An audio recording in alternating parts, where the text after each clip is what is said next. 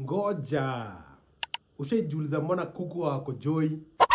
Ama ulidhani kasusu hawana? Acha nikuchanue. According to research kutoka Egerton University's Faculty of Veterinary Medicine, kuku hawatengenezi liquid urine kama wale wanyama wengine. Body yao iko na system iko adapted kushughulikia body waste bila kuwaste maji. Iko hivi. Kidneys za kuku hufilter waste, lakini badala ya kutengeneza liquid urine, hiyo waste huwa turned into a solid called uric acid.